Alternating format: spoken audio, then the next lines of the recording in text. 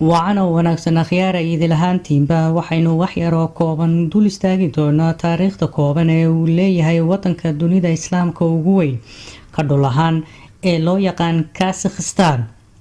kaasoo masaaxada uu ku fadhiyo lagu qiyaaso in ka badan 2,700,000 oo kiiloomitir oo isku wareega dunidana noqonaya wadanka sagaalaad dhinaca baaxadda uu ku fadhiyo marka laga eego waxaana dadkiisa lagu qiyaasaa 17 milyan oo boqolkiiba 70 ay yihiin dad muslim ah. Alhamdulillahi rabbil alamin الرحمن الرحيم مالك يوم الدين إياك نعبد وإياك نستعين اهدنا الصراط المستقيم صراط الذين أنعمت عليهم غير المغضوب عليهم ولا الضالين. waxaa wadankan la tilmaamaa juqraafi ahaan oo loogu yeeraa wadan caabiratul qaaraad ah oo looga jeedo inuu yahay wadan dhaca laba qaaradood dhexdood oo kala ah qayb dhacda qaaradda Aasiya sidaas darteed waxaa lagu xisaabiyaa wadamada la isku yiraa Central Asia ama Asia Wusta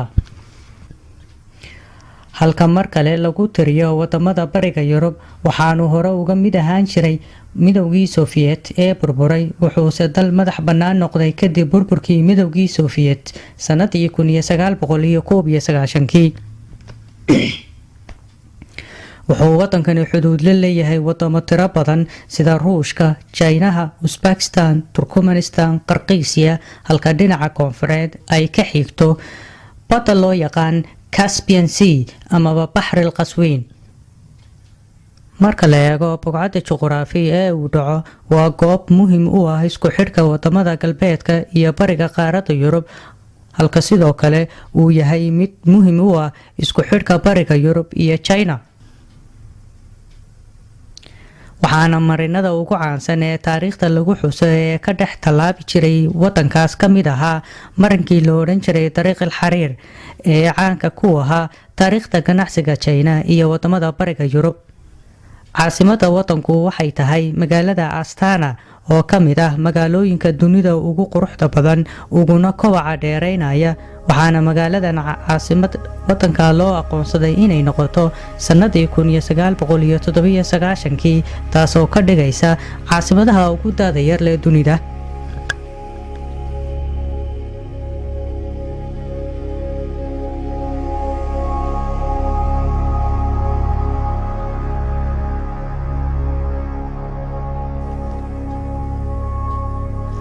waa magaalo qaabka ay u dhisan tahay ka duwan yahay magaalooyinka dunida inteeda kale qaabkaas oo ah mid aad u casriya qurux badanna waayo waxa ay tahay magaalo intaan la dhisin la sii qorsheeyay kadibna loo soo guuray waana nooca magaalooyinka loo yaqaan Planet City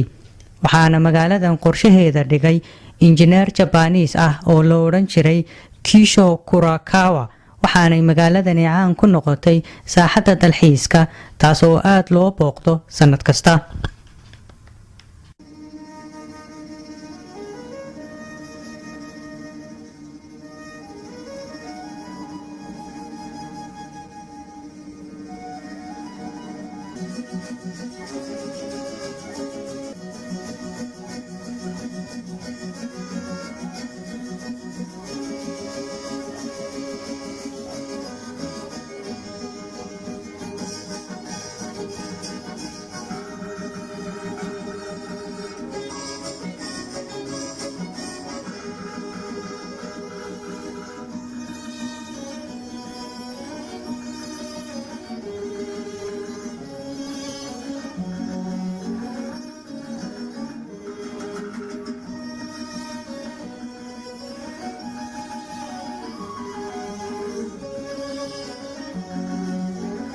dhanka dhaqaalaha Kazakhstan waa wadan khayraad dabiici ah oo badan hodan ku ah gaar ahaan saliidda iyo gaasta waxaana dhaqaalaheedu boqolkiiba 55 ku dhisan yahay dhoofinta shidaalka, halka sidoo kale la aaminsan yahay inay ku dhowdahay waa dhinaca kaydka shidaalka ee kaydka wadanka Ciraaq.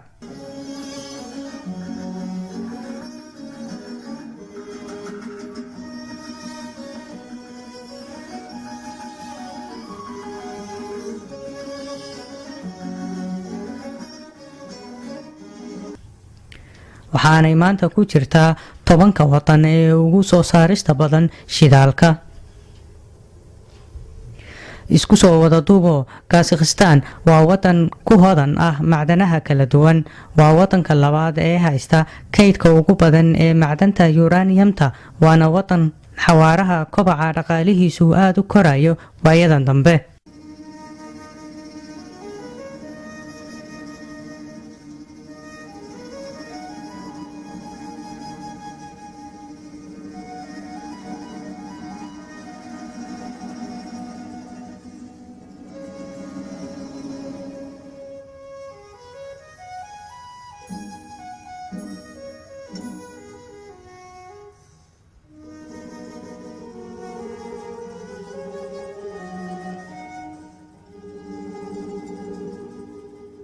taniyo gooni isku taageedii waxaa madax ka ahaa madaxweyne Nuur Sultaan. inkastoo ay jiraan eedeymo loo soo jeedinayo, haddana waxaa hubaala inuu wax badan ka bedelay noloshii dadkiisa iyo dalkiisaba.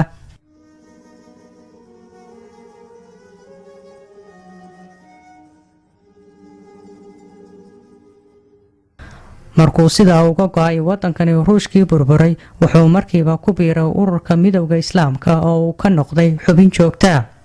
hawda ima la'aanina wadamadan la isku yiraa Aasiyada Dhexe ama Central Asia waxaa badi ka soo baxay halyeeyadii Islaamka ugu caansanaa, kuwaas oo dhammaantoodba ku abtirsada mantiqada ballaaran ee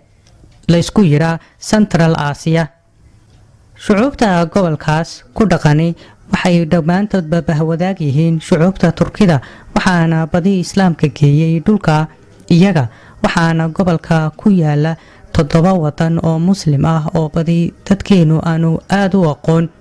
kuwaas oo ah badiba wadamadii ka go'ay kadib burburkii uu burburay midowgii Sofiyeeti, halkaas hore ay uga mid ahaan jireen xukunkii boqortooyadii Islaamka ee weyneyd ee la oran jiray Cusmaaniyiinta.